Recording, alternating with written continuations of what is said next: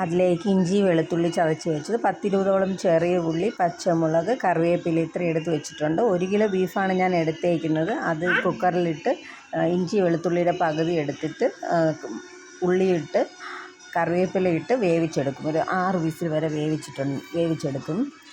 അതിനുശേഷം നമ്മളൊരു പാൻ അടുപ്പിൽ വെച്ചിട്ട് അതിൽ കുറച്ച് എണ്ണ ഒഴിക്കണം. എണ്ണ ഒഴിച്ച് കടുകിടുക. കടുക് പൊട്ടി വരുമ്പോഴത്തേക്കും ഒരു 3 സവാള ഞാൻ എടുത്തിട്ടുണ്ട്. അത്യാവശ്യം മീഡിയം വലുപ്പത്തിലുള്ള സവാളയാണ്. ആ സവാള ഇട്ട് നന്നായിട്ടൊന്ന് വഴറ്റി കൊടുക്കണം. നന്നായിട്ടൊന്ന് വഴറ്റണം. ഒരു ചെറുതായിട്ടൊന്ന് കളറ് മാറി തുടങ്ങുമ്പോഴത്തേക്കും നമുക്കതിലേക്ക് ഞാൻ മാറ്റി നേരത്തെ വെച്ചിട്ടുണ്ടായിരുന്നില്ലേ, അതിൻ്റെ ബാക്കി വരുന്ന ഇഞ്ചിയും വെളുത്തുള്ളിയും ചതച്ചത് അതിലേക്ക് ഇട്ട് കൊടുത്തിട്ടുണ്ട്. അതും കൂടെ ഇട്ട് നന്നായിട്ട് വഴറ്റി കൊടുക്കുക.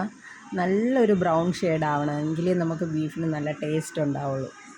അപ്പോൾ അതുകൊണ്ട് തന്നെ നന്നായിട്ട് ഞാൻ വഴറ്റി കൊടുക്കുന്നുണ്ട്.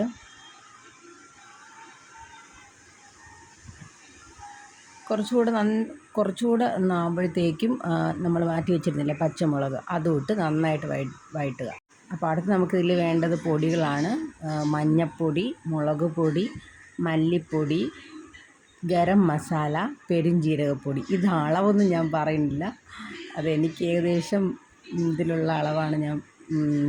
എനിക്കത് പറഞ്ഞു തരാൻ വേണ്ടി അറിയത്തില്ല. ടേബിൾ സ്പൂണും ടീസ്പൂണും ഒക്കെ എനിക്ക് തെറ്റിപ്പോവും, അതുകൊണ്ട് ഞാനത് പറയുന്നില്ല. ഇത്രയും പൊടികളിട്ട് നല്ലോണം വഴറ്റുക. നല്ലോണം പൊടി നമ്മുടെ സവാളയിൽ നല്ലോണം പിടിക്കത്തക്ക രീതിയിൽ നല്ലോണം വഴറ്റിയതിന് ശേഷമാണ് നമ്മൾ തക്കാളി ഇടേണ്ടത്. ആ പൊടിയുടെ ആ പച്ചമണമെല്ലാം മാറി തുടങ്ങിയിട്ടുണ്ട് ഇപ്പോൾ അതിന് ശേഷം നമ്മളതിലേക്ക് 2 തക്കാളി, ഒരു ചെറിയ തക്കാളിയാണ് ഞാൻ എടുത്തേക്കുന്നത്, 2 തക്കാളി അതിലോട്ടിടുക. ഇട്ടിട്ട് നല്ലോണം വഴറ്റുക. തക്കാളിയും സവോളയായിട്ട് നല്ലോണം മിക്സ് ആവണം. ആ രീതിയിൽ നല്ലോണം വഴറ്റിയിട്ട് ബീഫ് ഇട്ട് കൊടുക്കുക. ബീഫ് നന്നായിട്ട് മാത്രം എടുക്കുക. അതിലുള്ള വെള്ളം ഉണ്ടല്ലോ, ബീഫ് വേവിച്ച വെള്ളം, അതിപ്പോൾ എടുക്കരുത്. ഇങ്ങനെ വെച്ചിട്ട് അത് നല്ലോണം മൂടി വയ്ക്കുക ഒരു 5 മിനിറ്റ്. 5 മിനിറ്റ് കഴിഞ്ഞ് അതെടുത്ത് കുരുമുളക് പൊടി ഇടുക. കുരുമുളക് പൊടി ആവശ്യത്തിന് ഇട്ടിട്ട് ഒന്നുകൂടെ നന്നായിട്ട് വഴറ്റുക. അതിന് ശേഷമാണ് നമ്മൾ വേവിച്ച വെള്ളം അതിന് ശേഷമാണ് ഒഴിച്ചു കൊടുക്കേണ്ടത്. അതിന് ശേഷം വേവിച്ച വെള്ളവും കൂടെ ഒഴിച്ചു കൊടുത്തതിന് ശേഷം നന്നായിട്ട് ഇളക്കി കറിവേപ്പില ആവശ്യത്തിൽ കൂടുതൽ ഇടുക. കറിവേപ്പില ഇടുന്നത് കറിക്ക് നല്ല ടേസ്റ്റ് ആയിരിക്കും.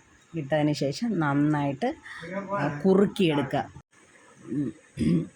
ഗ്രേവിയൊക്കെ അതിൽ പിടിച്ച് നന്നായിട്ടൊന്ന് കുറുക്കിയെടുക്കുക. നല്ല ടേസ്റ്റാണ്. എല്ലാവരും ഉണ്ടാക്കി നോക്കണം. നല്ല കുറുകിയ നല്ലൊരു ബീഫ് കറി. ഇത് അന്ന് തിന്നുന്നതിനേക്കാളും പിറ്റേ ദിവസം കുറച്ചുകൂടെ ടേസ്റ്റായിട്ട് നമുക്ക് വഴറ്റിയെടുക്കാം. Thank you.